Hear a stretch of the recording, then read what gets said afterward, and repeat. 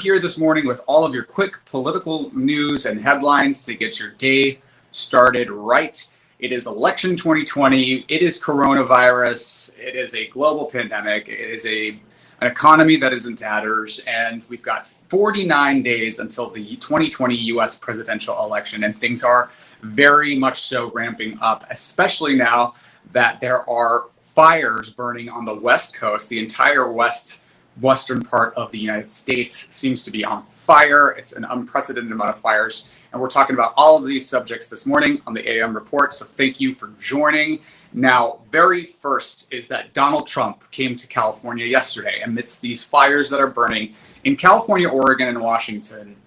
Now, these fires have burned about 5 million acres total, which is really unprecedented. They are happening really all over all three states. And they don't seem to be in, many of them seem to be in containment. So, of course, Donald Trump is somebody who has repealed Obama-era regulations that were meant to curb the effects of climate change. He has called climate change a hoax. And really, on the national stage, he has not done anything to really mention the West Coast fires. Mark Goldman says hello from Los Angeles. Thanks for joining this morning. So all around, Trump has not been giving this the national attention that people here on the West Coast know that it deserves, because it is a very dire and dangerous circumstance. We also know that QAnon has been spreading conspiracy theories online that Antifa arsonists are behind these fires.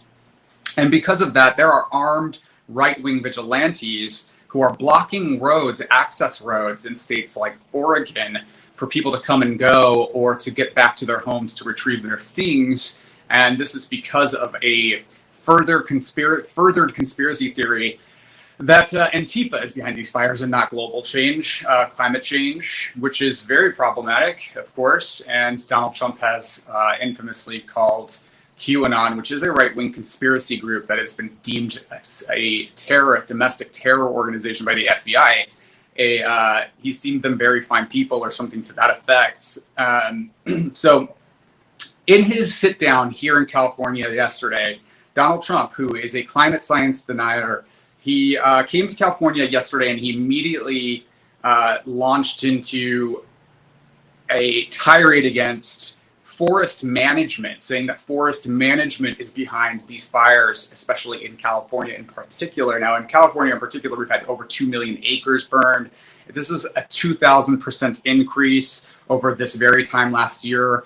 And smoke from these fires is now covering the East Coast. So the smoke from the fires in California, Washington, Oregon have migrated all the way to the East Coast. Here in Southern California, there is a haze above the sky. The sun, there are no clouds in the sky. The sun is sort of trying to fight through really a haze of smoke in the sky. It's a very grim scene here on the West Coast. And he sat down with a roundtable discussion with the California Secretary for Natural Resources, Wade Crowfoot, and he was launching into attacks on forest management.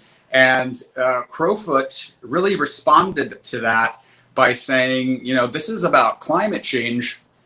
And Trump fired back. So climate change, historically high temperatures and years of drought. And Trump fired back saying it will get cooler. You just watch.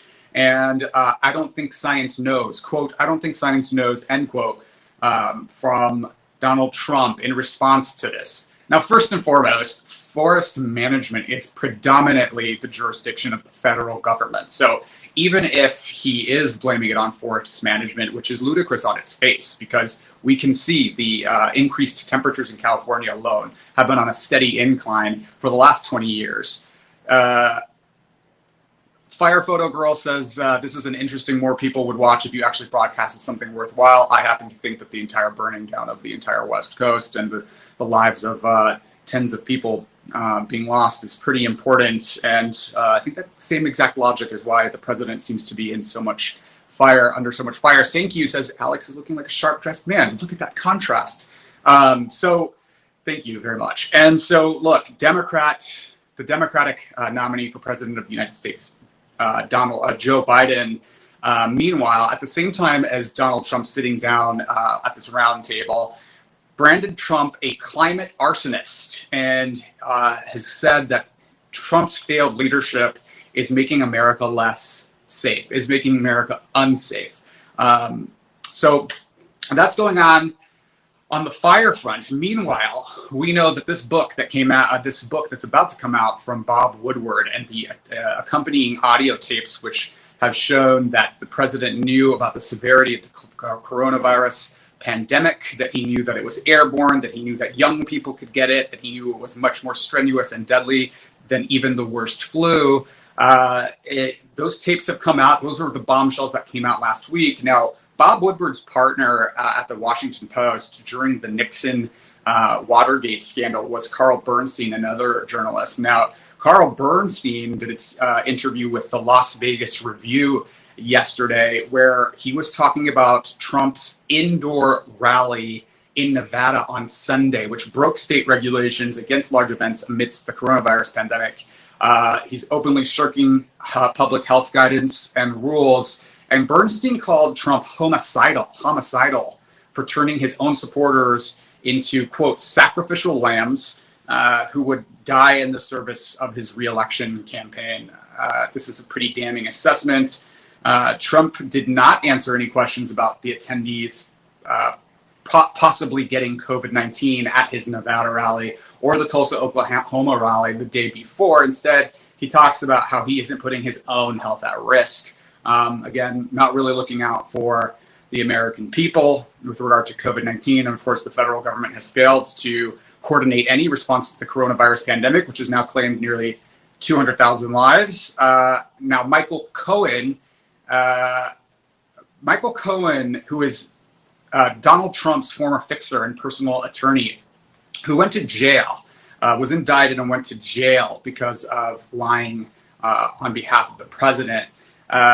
He's speaking out a lot in advance of the 2020 election. He is coming forward to say that Trump's contempt for former President Barack Obama, from everywhere from the racist birther conspiracy theories to the false claims that Obama spied on the Trump campaign, which of course is falsehood, is not true, it's a lie. He claims that this animosity towards former President Obama is, quote, purely racial. According to Cohen, Trump is an unapologetic racist and was never able to, quote, really fully grasp how the country ended up voting for the very first black president, end quote.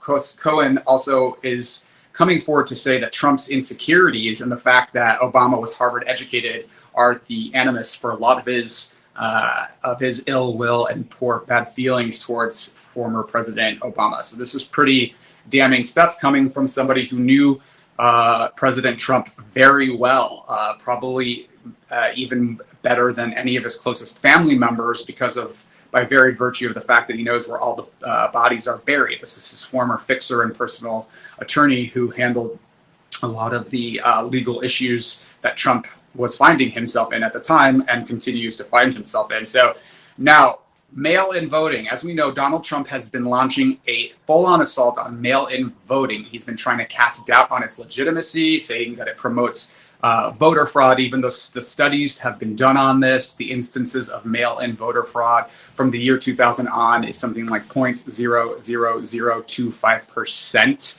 according to studies that have been done on this by conservative groups.